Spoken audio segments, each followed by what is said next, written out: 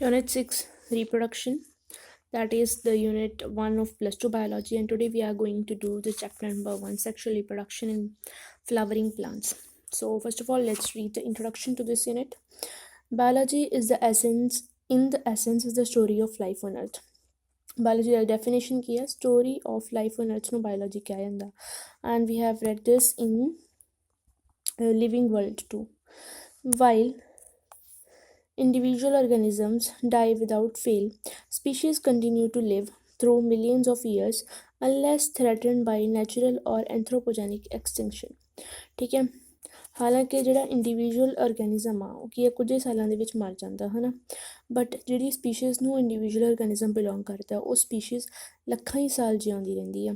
ਠੀਕ ਹੈ, ਲੱਖਾਂ ਹੀ ਸਾਲ ਜਿਉਂਦੀ ਰਹਿੰਦੀ ਅਨਲੈਸ ਉਹਨੂੰ ਕੀ ਹੈ ਕਿਸੇ ਨੈਚੁਰਲ ਜਾਂ ਫਿਰ ਐਂਥਰੋਪੋਜੈਨਿਕ ਕਾਰਨ ਕਰਕੇ ਉਹਦੀ ਕੀ ਐਕਸਟਿੰਕਸ਼ਨ ਹੋ ਜੇ।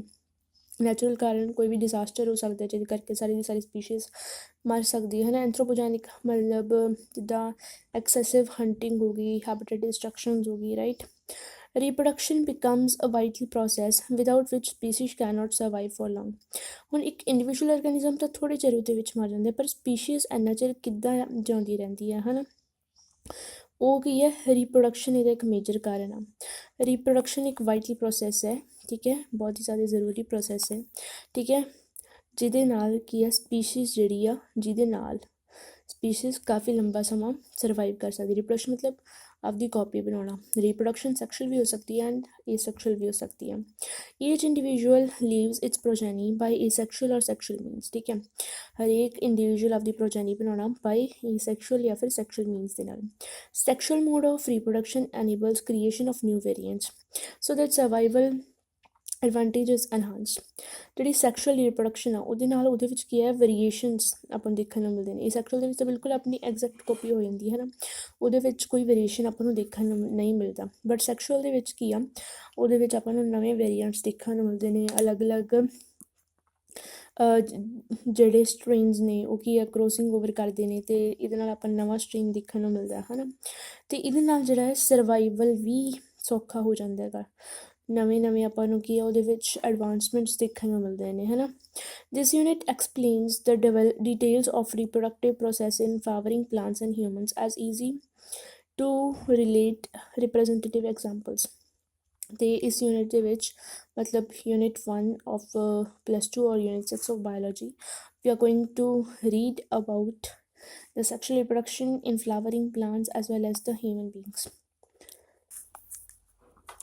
A related perspective on human reproductive health and how reproductive ill health can be avoided is also presented to complete our understanding of biology of reproduction. So first is the sexual reproduction in flowering plants, second would be the human reproduction, and in third chapter we will be dealing with the reproductive health in humans.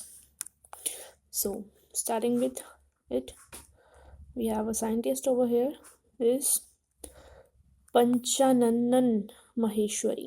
Panchananan Maheshwari, an Indian scientist.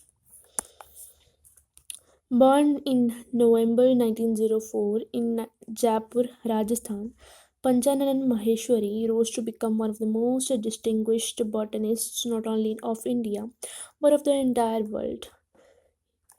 He moved to Allahabad for higher education, where he obtained his DSc.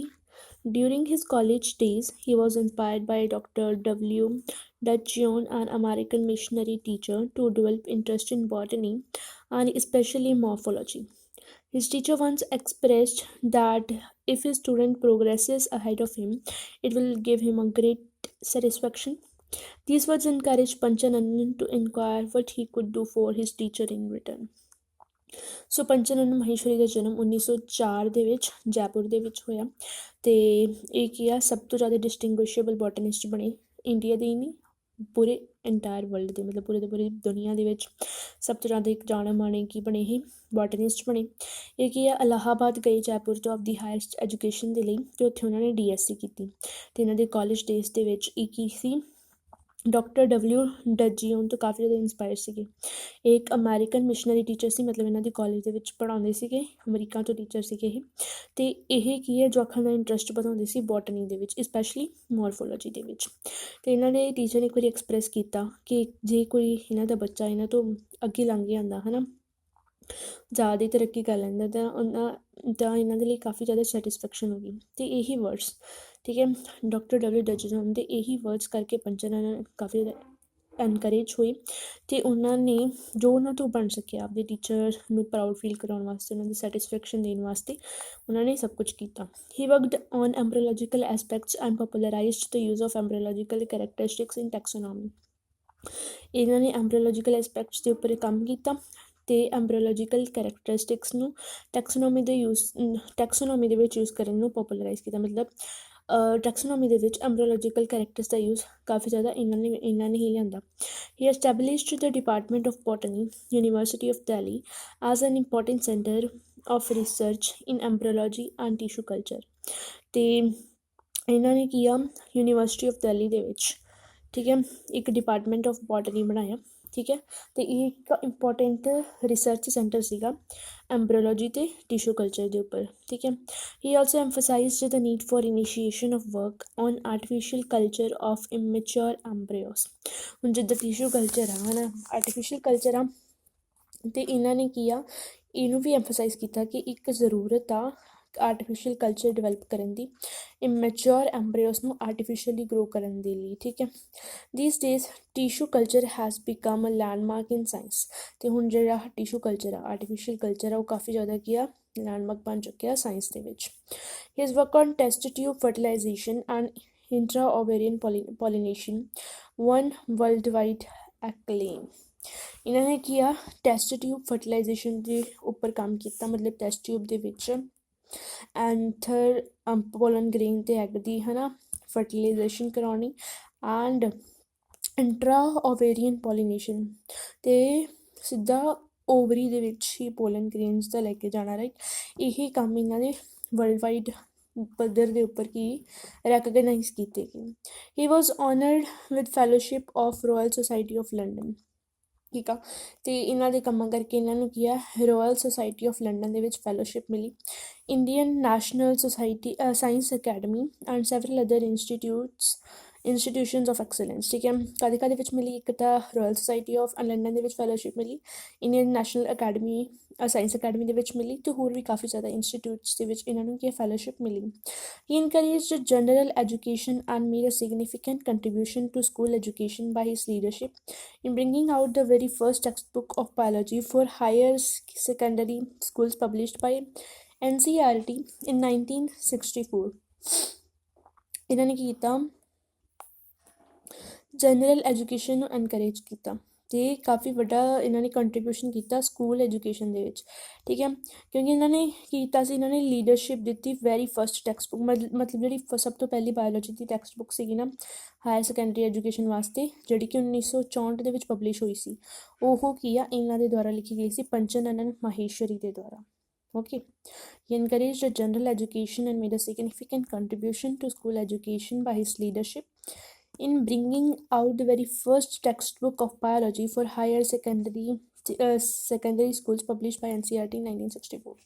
ਸੋ ਇਹ question ਪੁੱਛਿਆ ਜਾ ਸਕਦਾ ਹੈ ਕਿ ਸਭ ਤੋਂ ਪਹਿਲਾਂ NCERT ਕਦੋਂ ਪਬਲਿਸ਼ ਹੋਈ ਸੀ, 1964 ਦੇ ਵਿੱਚ ਹੋਈ ਸੀ।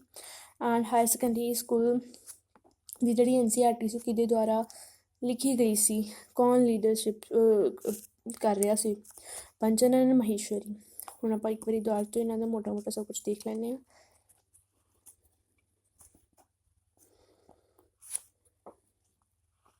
ਓਕੇ, ਸੋ ਸਭ ਤੋਂ ਪਹਿਲਾਂ ਇਹ ਕੀ ਆ, ਜੈਪੁਰ ਰਾਜਸਥਾਨ ਦੇ ਵਿੱਚ ਜੰਮੇ ਸੀਗੇ, ਐਂਡ ਸਭ ਤੋਂ ਜ਼ਿਆਦਾ ਡਿਸਟਿੰਗੁਇਸ਼ਡ ਬੋਟਨਿਸਟ ਬਣੇ ਇੰਡੀਆ ਦੇ ਅਤੇ ਪੂਰੇ ਵਰਲਡ ਦੇ, ਠੀਕ ਹੈ। ਅਤੇ ਇਲਾਹਾਬਾਦ ਗਏ, ਇਹਨਾਂ ਨੇ DSc ਕੀਤੀ, ਅਤੇ ਉੱਥੇ ਇਹਨਾਂ ਦੇ ਜਿਹੜੇ ਪ੍ਰੋਫੈਸਰ ਸੀਗੇ ਡਾਕਟਰ ਡਬਲਿਊ ਡਜੀਅਨ, ਜੋ ਕਿ ਅਮਰੀਕਨ ਮਿਸ਼ਨਰੀ ਟੀਚਰ ਸੀਗੇ, ਉਹਨਾਂ ਨੇ ਕਿਹਾ ਸੀਗਾ ਕਿ ਅਗਰ ਕੋਈ ਇਹਨਾਂ ਤੋਂ ਅੱਗੇ ਪ੍ਰੋਗਰੈਸ ਕਰਦੇ ਇਹਨਾਂ ਦਾ ਸਟੂਡੈਂਟ, ਤਾਂ ਉਹਨਾਂ ਵਾਸਤੇ ਗ੍ਰੇਟ ਸੈਟਿਸਫੈਕਸ਼ਨ ਹੋਊਗੀ। ਅਤੇ ਇਹ ਕੀ ਸੀਗੇ, ਜਿਹੜੇ ਡਾਕਟਰ ਡਬਲਿਊ ਡਜੀਅਨ ਸੀ, ਸਟੂਡੈਂਟਸ ਦਾ ਇੰਟਰਸਟ ਵਧਾਉਂਦੇ ਸੀ ਬੋਟਨੀ ਦੇ ਵਿੱਚ, ਅਤੇ ਸਪੈਸ਼ਲੀ ਮੋਰਫੋਲੋਜੀ ਦੇ ਵਿੱਚ। ਅਤੇ ਇਹਨਾਂ ਨੇ ਕੀ ਹੈ, ਐਮਬ੍ਰੋਲੋਜੀਕਲ ਐਸਪੈਕਟਸ ਦੇ ਉੱਪਰ ਕੰਮ ਕੀਤਾ, ਤੇ ਕੀ ਆ ਐਂਬਰੀਓਲੋਜੀਕਲ ਕਰੈਕਟਰਿਸਟਿਕਸ ਦੇ ਯੂਜ਼ ਨੂੰ ਟੈਕਸੋਨੋਮੀ ਦੇ ਵਿੱਚ ਕਾਫੀ ਜ਼ਿਆਦਾ ਬੜਾਵਾ ਦਿੱਤਾ ਹੈ ਨਾ। ਇਹਨਾਂ ਨੇ ਕੀ ਆ ਡਿਪਾਰਟਮੈਂਟ ਆਫ ਬੋਟਨੀ ਐਸਟੈਬਲਿਸ਼ ਕੀਤਾ ਯੂਨੀਵਰਸਿਟੀ ਆਫ ਦਿੱਲੀ ਦੇ ਵਿੱਚ, ਤੇ ਇਹ ਕੀ ਸੀ ਇੰਪੋਰਟੈਂਟ ਰਿਸਰਚ ਸੈਂਟਰ ਸੀਗਾ ਐਂਬਰੀਓਲੋਜੀਕਲ ਸਟੱਡੀ ਦਾ ਐਂਡ ਟਿਸ਼ੂ ਕਲਚਰ ਦਾ। ਠੀਕ ਹੈ, ਇਹਨਾਂ ਨੇ ਹੋਰ ਕੀ ਕੀਤਾ, ਇਹਨਾਂ ਨੇ ਕਿਹਾ ਕਿ ਆਪਾਂ ਨੂੰ ਕੀ ਆ ਆਰਟੀਫਿਸ਼ੀਅਲ ਕਲਚਰ ਨੂੰ ਇਨੀਸ਼ੀਏਟ ਕਰਨ ਦੀ ਲੋੜ ਆ। ਠੀਕ ਹੈ, ਇਮੈਚੋਰ ਐਂਬਰੀਓਜ਼ ਦੇ ਆਰਟੀਫਿਸ਼ੀਅਲ ਕਲਚਰ ਨੂੰ ਇਨੀਸ਼ੀਏਟ ਕਰਨ ਦੀ ਲੋੜ ਆ। ਅਤੇ ਇਸ ਜਿਹੜਾ ਕਿ ਅੱਜ ਦੇ ਦਿਨ ਹੈ ਨਾ ਟਿਸ਼ੂ ਕਲਚਰ ਮਤਲਬ ਜਿਹੜਾ ਅੱਜ ਦੇ ਦਿਨ ਬਹੁਤ ਜ਼ਿਆਦਾ ਪੋਪੂਲਰਾਈਜ਼ ਹੋ ਗਿਆ ਹੈਗਾ, ਜਿਹਨੂੰ ਆਪਾਂ ਟਿਸ਼ੂ ਕਲਚਰ ਦੇ ਨਾਮ ਨਾਲ ਜਾਣਦੇ ਹਾਂ।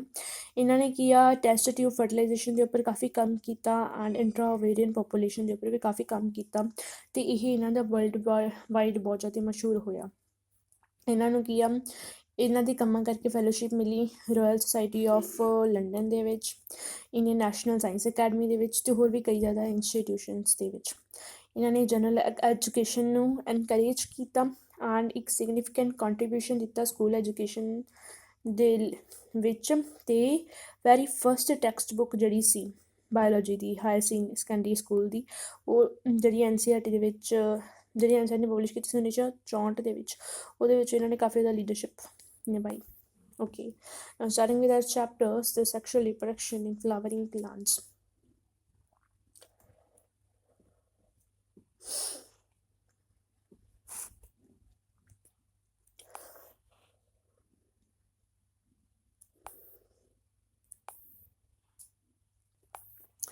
Are we not lucky that plants reproduce sexually? ਕਿ ਆਪਾਂ ਲੱਕੀ ਨਹੀਂ ਹੈ ਕਿਉਂਕਿ ਪਲਾਂਟਸ ਸੈਕਸ਼ੁਅਲੀ ਰਿਪਰੋਡਿਊਸ ਕਰਦੇ ਆ?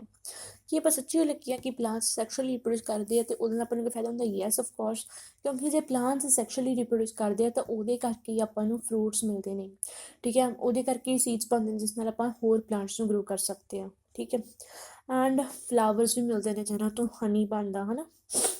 The myriads of flowers that we enjoy gazing at, the scents, the perfumes that we swoon over, the rich colors that attract us, all as an aid to sexual reproduction. ਹੋਰ ਕਿਹੜੀਆਂ ਚੀਜ਼ਾਂ ਜਿਹੜੇ ਆਪਾਂ ਅਲੱਗ-ਅਲੱਗ ਤਰ੍ਹਾਂ ਦੇ ਸੋਹਣੇ ਫੁੱਲਾਂ ਨੂੰ ਦੇਖਣਾ ਆਪਾਂ ਬਹੁਤ ਪਸੰਦ ਕਰਦੇ ਹਾਂ ਨਾ। ਫੁੱਲਾਂ ਦੇਖ ਕੇ ਆਪਾਂ ਨੂੰ ਕਿੰਨੀ ਖੁਸ਼ੀ ਹੁੰਦੀ ਹੈ। ਉਹ ਫੁੱਲ ਕਿਹਦੇ ਕਰਕੇ ਹੁੰਦੇ ਨੇ? ਸੈਕਸ਼ੁਅਲ ਰਿਪਰੋਡਕਸ਼ਨ ਕਰਕੇ ਹੁੰਦੇ ਨੇ। ਹੋਰ ਕਾਫੀ ਜ਼ਿਆਦਾ ਸੁਗੰਧਾ ਫਰੈਗਰੈਂਸਿਸ ਪਰਫਿਊਮਸ ਜਿਹੜੇ ਆਪਾਂ ਨੂੰ ਸੁੰਘਣ ਦੇ ਵਿੱਚ ਬਹੁਤ ਮਜ਼ਾ ਆਉਂਦਾ, ਬਹੁਤ ਵਧੀਆ ਲੱਗਦੇ ਨੇ ਹੈ ਨਾ। ਉਹ ਕਿੰਨਾਂ ਤੋਂ ਬਣਦੇ ਨੇ? ਫਲਾਵਰਸ ਤੋਂ ਬਣਦੇ ਨੇ ਹੈ ਨਾ। ਸੈਕਸ਼ੁਅਲ ਰਿਪਰੋਡਕਸ਼ਨ ਦੀ ਦੇਣ ਆ ਇੱਕ। ਅਤੇ ਹੋਰ ਵੀ ਰਿਚ ਕਲਰਸ, ਕਾਫੀ ਕਲਰਸ, ਠੀਕ ਹੈ, ਜਿਹੜਾ ਆਪਾਂ ਨੂੰ ਅਟਰੈਕਟ ਕਰਦੇ ਨੇ, ਉਹ ਵੀ ਕੀ ਹੈ ਇੱਕ ਸੈਕਸ਼ੁਅਲ ਰਿਪਰੋਡਕਸ਼ਨ ਦੀ ਦੇਣ ਆ ਕਿਉਂਕਿ ਉਹ ਵੀ ਫਲਾਵਰਸ ਤੋਂ ਬਣਦੇ ਨੇ। Flowers do not exist only for us to be used for our own selfishness. Flower ਸਿਰਫ ਆਪਣੀ ਸੈਲਫਿਸ਼ਨੈਸ ਕਰਕੇ ਨਹੀਂ ਹੁੰਦੇ ਕਿ ਆਪਾਂ ਫਲਾਵਰਸ ਤਾਂ ਹੀ ਨਹੀਂ ਹੁੰਦੇ ਕਿ ਆਪਾਂ ਆਪਾਂ ਫਲਾਵਰਸ ਨੂੰ ਦੇਖਾਂਗੇ ਤਾਂ ਆਪਾਂ ਨੂੰ ਬਹੁਤ ਮਜ਼ਾ ਆਏਗਾ ਹੈ ਨਾ। ਉਹਨਾਂ ਤੋਂ ਬਣੇ ਪਰਫਿਊਮਸ ਸੈਂਟਸ ਯੂਜ਼ ਕਰਾਂਗੇ ਹੈ ਨਾ, ਤਾਂ ਉਹਦੇ ਨਾਲ ਆਪਾਂ ਮਤਲਬ ਸਿਰਫ ਆਪਣੀ ਸੈਲਫਿਸ਼ਨੈਸ ਕਰਕੇ ਫਲਾਵਰਸ ਐਗਜ਼ਿਸਟ ਨਹੀਂ ਕਰਦੇ। ਫਲਾਵਰਸ ਦਾ ਇੱਥੇ ਇਸ ਦੁਨੀਆ 'ਤੇ ਐਗਜ਼ਿਸਟ ਕਰਨ ਦਾ ਕੋਈ ਵੱਡਾ ਮਕਸਦ ਹੈ। ਆਲ ਫਲਾਵਰਿੰਗ ਪਲਾਂਟਸ ਸ਼ੋ ਸੈਕਸ਼ੁਅਲ ਰਿਪਰੋਡਕਸ਼ਨ। ਸਾਰੇ ਦੇ ਸਾਰੇ ਜਿਹੜੇ ਫਲਾਵਰਿੰਗ ਪਲਾਂਟਸ ਨੇ ਮਤਲਬ ਜਿਹੜੇ ਪਲਾਂਟਸ ਦੇ ਉੱਪਰ ਫਲਾਵਰਸ ਉੱਗਦੇ ਨੇ ਉਹ ਸੈਕਸ਼ੁਅਲ ਰਿਪਰੋਡਕਸ਼ਨ ਸ਼ੋ ਕਰਦੇ ਨੇ। Look at the diversity of the structures of the inflorescence flowers and floral parts shows an amazing range of adaptations to ensure formation of the end products of sexual reproduction, the fruits and seeds. ਜੇ ਆਪਾਂ ਇੱਕ ਨਜ਼ਰ ਮਾਰਾਂਗੇ, ਇੱਕ ਨਿਗਾਹ ਮਾਰਾਂਗੇ ਕਾਹਦੇ ਉੱਪਰ? ਇਨਫਲੋਰੈਸੈਂਸ ਦੇ ਉੱਪਰ। ਇਨਫਲੋਰੈਸੈਂਸ ਕੀ ਹੁੰਦਾ ਮਤਲਬ ਕਾਫੀ ਜ਼ਿਆਦਾ ਫਲਾਵਰ ਜਿਹੜੇ ਇੱਕ ਐਕਸਿਸ ਦੇ ਉੱਪਰ ਕਿੱਦਾਂ ਅਰੇਂਜ ਨੇ ਉਹਨੂੰ ਆਪਾਂ ਇਨਫਲੋਰੈਸੈਂਸ ਕਹਿੰਦੇ ਹਾਂ। ਜਿਵੇਂ ਕਿ ਮੋਰਫੋਲੋਜੀ ਦੇ ਵਿੱਚ ਆਪਾਂ ਹਜੇ ਚੈਪਟਰ ਨਹੀਂ ਪੜ੍ਹਿਆ, ਉਹਦੇ ਵਿੱਚ ਆਉਂਦਾ ਰੈਸੀਮੋਸ ਇਨਫਲੋਰੈਸੈਂਸ, ਸਾਈਮੋਸ ਇਨਫਲੋਰੈਸੈਂਸ, ਕੁਝ ਕੰਪਲੀਕੇਟਡ ਇਨਫਲੋਰੈਸੈਂਸਿਸ ਵੀ ਹੁੰਦੀਆਂ ਨੇ। ਠੀਕ ਹੈ, ਜੇ ਆਪਾਂ ਇਨਫਲੋਰੈਸੈਂਸ ਨੂੰ ਦੇਖਾਂਗੇ, ਫਲਾਵਰਸ ਨੂੰ ਦੇਖਾਂਗੇ, ਫਲਾਵਰਸ ਦੇ ਫਲੋਰਲ ਪਾਰਟਸ ਨੂੰ ਦੇਖਾਂਗੇ ਕਿ ਆਪਾਂ ਨੂੰ ਫਲਾਵਰ ਦੇ ਵਿੱਚ ਕਿਹੜੇ ਪਾਰਟਸ ਦੇਖਣ ਨੂੰ ਮਿਲਦੇ, ਆਪਾਂ ਨੂੰ ਮਤਲਬ ਆਪਾਂ ਨੂੰ ਉਹਦੇ ਵਿੱਚ ਓਵਰੀ ਦੇਖਣ ਨੂੰ ਮਿਲਦੀਆਂ, ਇੱਥੇ ਦੇਖਣ ਨੂੰ ਮਿਲਦਾ। ਫਿਰ ਆਪਾਂ ਉਹਨਾਂ ਦੇ ਕੰਮ ਨੂੰ ਦੇਖਾਂਗੇ ਕਿ ਵੀ ਆਪਾਂ ਨੂੰ ਇਹ ਚੀਜ਼ਾਂ ਕਿਉਂ ਦੇਖਣ ਨੂੰ ਮਿਲਦੀਆਂ ਨੇ ਹੈ ਨਾ। ਅਤੇ ਹੋਰ ਵੀ ਆਪਾਂ ਨੂੰ ਬਹੁਤ ਸਾਰੀਆਂ ਅਡੈਪਟੇਸ਼ਨਸ ਦੇਖਣ ਨੂੰ ਮਿਲਣਗੀਆਂ। ਅਤੇ ਇਹ ਅਡੈਪਟੇਸ਼ਨਸ ਕਾਹਦੇ ਵਾਸਤੇ ਹੁੰਦੀਆਂ ਨੇ? ਇਹ ਸਭ ਕੁਛ ਇੱਕ ਐਂਡ ਪ੍ਰੋਡਕਟ ਬਣਨ ਦੇ ਵਾਸਤੇ ਹੁੰਦਾ ਹੈ। ਠੀਕ ਹੈ, ਫਲੋਰਲ ਪਾਰਟਸ ਜਿਹੜੇ ਆ, ਇਨਫਲੋਰੈਸੈਂਸ ਜਿਹੜੇ ਨੇ, ਫਲਾਵਰਸ ਜਿਹੜੇ ਨੇ, ਅਤੇ ਉਹਨਾਂ ਦੀ ਅਡੈਪਟੇਸ਼ਨਸ ਇੱਕ ਐਂਡ ਪਾਰਟ ਬਣਾਉਣ ਵਾਸਤੇ ਇੰਨਾ ਕੁਛ ਆਪਾਂ ਨੂੰ ਦੇਖਣ ਨੂੰ ਮਿਲਦਾ ਹੈਗਾ। ਉਹ ਐਂਡ ਪਾਰਟ ਕੀ ਆ? ਉਹ ਐਂਡ ਪਾਰਟ ਹੁੰਦਾ, ਐਂਡ ਪ੍ਰੋਡਕਟ ਹੁੰਦਾ ਸੈਕਸ਼ੁਅਲ ਰਿਪਰੋਡਕਸ਼ਨ ਦਾ। ਉਹ ਕੀ ਹੁੰਦਾ? ਫਰੂਟਸ ਅਤੇ ਸੀਡਸ। ਫਰੂਟਸ ਅਤੇ ਸੀਡਸ ਬਣ ਜਾਣ, ਇਹਦੇ ਕਰਕੇ ਆਪਾਂ ਨੂੰ ਇੰਨਾ ਕੁਛ ਦੇਖਣ ਨੂੰ ਮਿਲਦਾ ਹੈਗਾ। In this chapter, let us understand the morphology, structure, and the processes of sexual reproduction in flowering plants, angiosperms. Flowering plants ਕਿਹਨਾਂ ਨੂੰ ਕਿਹਾ ਜਾਂਦਾ ਹੈ, angiosperms ਨੂੰ ਕਿਹਾ ਜਾਂਦਾ ਹੈ। ਇਸ ਚੈਪਟਰ ਦੇ ਵਿੱਚ ਆਪਾਂ morphology ਦੇਖਾਂਗੇ, structure ਦੇਖਾਂਗੇ ਤੇ processes ਦੇਖਾਂਗੇ sexual reproduction ਦੇ flowering plants ਦੇ ਵਿੱਚ। Okay. Now starting, flower, a fascinating organ of angiosperms. Flower ਕੀ ਆ, ਐਂਜੀਓਸਪਰਮਸ ਇੱਕ ਫੈਸੀਨੇਟਿੰਗ ਆਰਗਨ ਹੈ, ਮਤਲਬ ਇਹੋ ਜਿਹਾ ਆਰਗਨ ਜਿਹਨੂੰ ਦੇਖ ਕੇ ਬਸ ਆਪਾਂ ਮਦਨ ਮੁਕਤ ਹੋ ਜਾਂਦੇ ਹਾਂ ਹਨ। Human beings have had an intimate relationship with flowers since time immemorial. Human beings the flowers ਦੇ ਨਾਲ ਬਹੁਤ ਵਧੀਆ, ਬਹੁਤ ਡੂੰਘੀ ਰਿਲੇਸ਼ਨਸ਼ਿਪ ਆ ਕਾਫੀ ਲੰਮੇ ਸਮੇਂ ਤੋਂ। ਠੀਕ ਹੈ, ਉਹ ਸਮੇਂ ਤੋਂ ਜਿਸ ਸਮੇਂ ਬਾਰੇ ਆਪਾਂ ਪਤਾ ਵੀ ਨਹੀਂ ਕਰ ਸਕਦੇ, ਮਤਲਬ ਕਾਫੀ ਲੰਮੇ ਸਮੇਂ ਤੋਂ। Flowers are objects of aesthetic, ornamental, social, religious, and cultural value. They have always been used as symbols for conveying important human feelings such as love, affection, happiness, grief, mourning, etc. Flowers ਜਿਹੜੇ ਆ ਉਹ ਕੀ ਆ, ਐਸਥੈਟਿਕਸ ਨੂੰ ਵੀ ਮਤਲਬ describe ਕਰਦੇ ਨੇ ਕਾਫੀ ਜ਼ਿਆਦਾ, ਮਤਲਬ ਐਸਥੈਟਿਕ ਲੁੱਕ ਕ੍ਰੀਏਟ ਕਰਨ ਵਾਸਤੇ ਫਲਾਵਰਸ ਨੂੰ ਯੂਜ਼ ਕੀਤਾ ਜਾਂਦਾ। Right, the flower at the corner of, ਕੀ ਕਹਿੰਦੇ ਨੇ ਉਹਨੂੰ, ਕੰਨ ਦੇ ਉੱਪਰ ਲਗਾਇਆ ਜਾਂਦਾ ਨਾ ਫੁੱਲ, ਉਹ ਕਿੰਨਾ ਸੋਹਣਾ ਲੱਗਦਾ, ਐਸਥੈਟਿਕ ਲੱਗਦਾ ਹੁੰਦਾ ਨਾ। ਠੀਕ ਆ, ਔਰਨਾਮੈਂਟਲਸ, ਡੈਕੋਰੇਸ਼ਨ ਪਰਪਸਿਸ ਦੇ ਲਈ ਫਲਾਵਰਸ ਨੂੰ ਯੂਜ਼ ਕੀਤਾ ਜਾਂਦਾ। ਹੋਰ ਵੀ ਕਈ ਸੋਸ਼ਲ ਰਿਲੀਜੀਅਸ ਪਰਪਸਿਸ ਦੇ ਲਈ ਫਲਾਵਰਸ ਨੂੰ ਯੂਜ਼ ਕੀਤਾ ਜਾਂਦਾ। ਕਲਚਰਲ ਵੈਲਿਊਜ਼ ਨੂੰ ਵੀ ਡਿਸਕਰਾਈਬ ਫਲਾਵਰਸ ਦੇ ਨਾਲ ਹੀ ਕੀਤਾ ਜਾਂਦਾ ਹੈ ਨਾ। ਕਲਚਰਲ ਵੈਲਿਊਜ਼ ਨੂੰ ਕਿੱਦਾਂ ਡਿਸਕਰਾਈਬ ਕੀਤਾ ਜਾਂਦਾ, ਆਪਾਂ ਇੱਕ ਆਹ ਕਲਚਰਲ ਵੈਲਿਊ ਹੈ ਨਾ ਕਿ ਆਪਾਂ ਦੂਜੇ ਦੀ ਰਿਸਪੈਕਟ ਕਰਦੇ ਹਾਂ, ਤਾਂ ਆਪਾਂ ਉਹਦੇ ਹਾਰ ਪਾਉਣੇ ਆ ਫੁੱਲਾਂ ਦਾ ਬਣਿਆ ਹੋਇਆ, that is a cultural value. Religious too, ਠੀਕ ਹੈ, ਮੂਰਤੀਆਂ ਨੂੰ ਉਹਦੇ ਉੱਪਰ ਫੁੱਲ ਚੜ੍ਹਾਏ ਜਾਂਦੇ ਨੇ, ਰਾਈਟ। ਅਤੇ ਇਹਨਾਂ ਨੂੰ ਕੀ ਆ, ਫਲਾਵਰਸ ਨੂੰ ਇੱਕ ਫਲਾਵਰਸ ਨੂੰ ਕੀ ਹੈ, ਇੱਕ ਸਿੰਬਲ ਯੂਜ਼ ਕੀਤਾ ਜਾਂਦਾ ਫੋਰ ਕਨਵੇਇੰਗ ਇੰਪੋਰਟੈਂਟ ਹਿਊਮਨ ਫੀਲਿੰਗਸ। ਜਿੱਦਾਂ ਕਿ ਉਹਨਾਂ ਨੂੰ ਕੀ ਆ, ਲਵ ਡਿਸਕਰਾਈਬ ਕਰਨ ਵਾਸਤੇ, ਦੂਜੇ ਪ੍ਰਤੀ ਪਿਆਰ ਨੂੰ ਦਰਸਾਉਣ ਦੀ ਖਾਤਰ ਫੁੱਲ ਦਿੱਤਾ ਜਾਂਦਾ, ਰੋਜ਼ ਫਲਾਵਰ ਦਿੱਤਾ ਜਾਂਦਾ, ਰਾਈਟ। ਉਹ ਲਵ ਦਰਸਾਉਂਦਾ, it is a symbol of love. Then affection ਵਾਸਤੇ, ਦੂਜੇ ਪ੍ਰਤੀ ਅਫੈਕਸ਼ਨ ਨੂੰ ਸਿੰਬਲਾਈਜ਼ ਕਰਨ ਦੇ ਲਈ ਆਪਾਂ ਫੁੱਲ ਦਿੰਦੇ ਹਾਂ। ਹੈਪੀਨੈਸ ਨੂੰ ਸਿੰਬਲਾਈਜ਼ ਕਰਨ ਦੇ ਲਈ ਫੁੱਲ ਦਿੱਤੇ ਜਾਂਦੇ ਆ। ਗਰੀਫ ਜੇ ਕੋਈ ਮਰ ਜਾਂਦਾ ਉਹਦੀ ਕਬਰ ਦੇ ਉੱਪਰ ਫੁੱਲ ਚੜਾਏ ਜਾਂਦੇ ਨੇ, ਰਾਈਟ। ਮੋਰਨਿੰਗ ਹੈ ਨਾ, ਮੋਰਨਿੰਗ ਦੇ ਉੱਪਰ ਵੀ, ਠੀਕ ਹੈ। ਮੋਰਨਿੰਗ ਵੈਸੇ ਗਰੀਫ ਦੇ ਵਿੱਚ ਤੁਸੀਂ ਕਹਿ ਸਕਦੇ ਹੋ ਜੇ ਕਿਸ ਦਾ ਮਤਲਬ ਹਸਪਤਾਲ ਦੇ ਵਿੱਚ ਦਾਖਲ ਆ ਤਾਂ ਉਹਦੇ ਵਾਸਤੇ ਆਪਾਂ ਗੈਟ ਵੈਲ ਸੁਣਨ ਲਈ ਉੱਥੇ ਫੁੱਲ ਹੀ ਲੈ ਕੇ ਜਾਂਦੇ ਹਾਂ। ਮੋਰਨਿੰਗ ਜਦੋਂ ਕੋਈ ਮਰ ਜਾਂਦਾ ਉਹਦੀ ਕਬਰ ਦੇ ਉੱਪਰ ਫੁੱਲ ਚੜਾਏ ਜਾਂਦੇ ਆ, ਰਾਈਟ। ਤਾਂ ਕਾਫੀ ਸਾਰੀ ਹਿਊਮਨ ਫੀਲਿੰਗਸ ਜਿਹੜੇ ਆਪਾਂ ਫੁੱਲਾਂ ਦੇ ਨਾਲ ਹੀ ਦਰਸਾਉਂਦੇ ਹਾਂ। List at least 5 flowers of ornamental value that are commonly cultivated at homes and in gardens. Find out the names of 5 more flowers that are used in social and cultural celebrations in your family.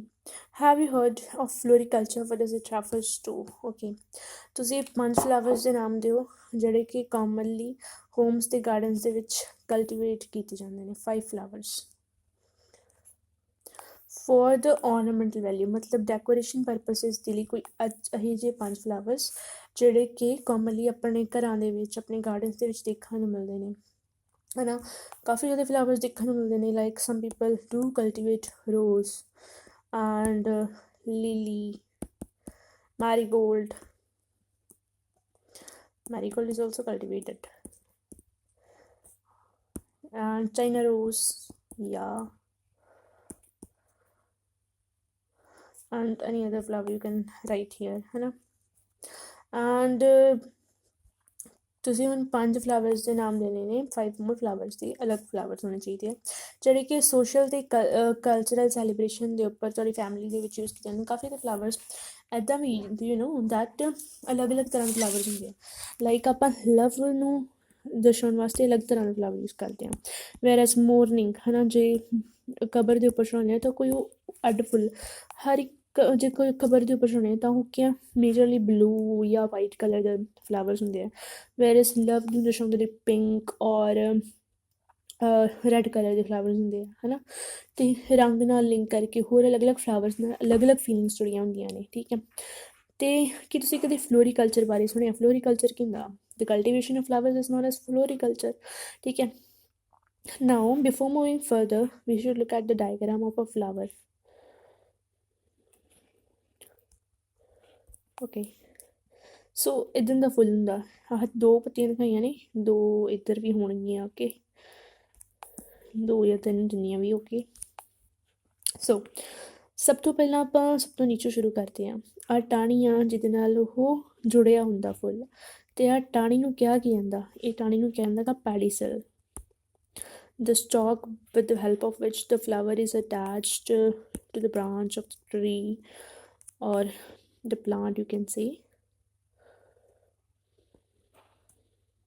This is pedicel.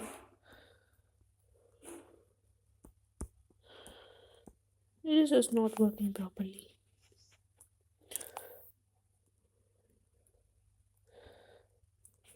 ਕੀ ਫਾਇਦਾ ਹੋਇਆ ਲਿਆਉਣ ਦਾ, ਹੱਥ ਨਾਲ ਤਾਂ ਮੈਨੂੰ ਹੁਣ ਵੀ ਲਿਖਣਾ ਪੈ ਰਿਹਾ, ਸਟਾਈਲਸ ਦਾ ਕੀ ਫਾਇਦਾ ਹੋਇਆ, ਨੋ।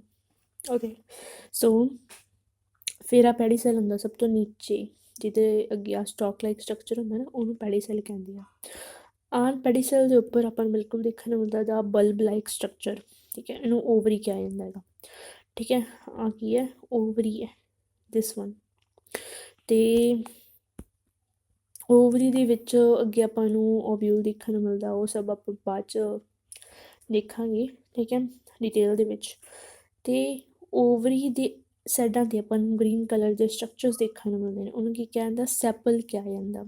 ਸੈਪਲ ਦੇ ਉੱਪਰ ਆਪਾਂ ਨੂੰ ਕਲਰਫੁੱਲ ਸਟਰਕਚਰਸ ਦੇਖਣ ਨੂੰ ਮਿਲਦੇ ਆ, ਜਿਹਨੂੰ ਕਿ ਪੈਟਲ ਕਿਹਾ ਜਾਂਦਾ। ਇਹ ਮੇਜਰ ਅਟਰੈਕਟੈਂਟਸ ਹੁੰਦੇ ਆ, ਠੀਕ ਹੈ, ਜਿਹਦੇ ਕਰਕੇ ਕਾਫੀ ਜ਼ਿਆਦਾ ਇਨਸੈਕਟਸ ਜਾਂ ਆਪਾਂ ਕੀ ਆ ਅਟਰੈਕਟ ਹੁੰਦੇ ਹਾਂ ਫਲਾਵਰ ਕਨੀ। ਸੁਗੰਧ ਜਿਹੜੀ ਆ ਉਹ ਮੇਨਲੀ ਇਹਦੇ 'ਚੋਂ ਆਉਂਦੀ ਹੁੰਦੀ ਆ, ਪੈਟਲ 'ਚੋਂ, ਠੀਕ ਆ, ਜਾਂ ਐਂਥਰ 'ਚੋਂ ਵੀ ਆਉਂਦੀ ਆ ਕਈਆਂ ਦੇ।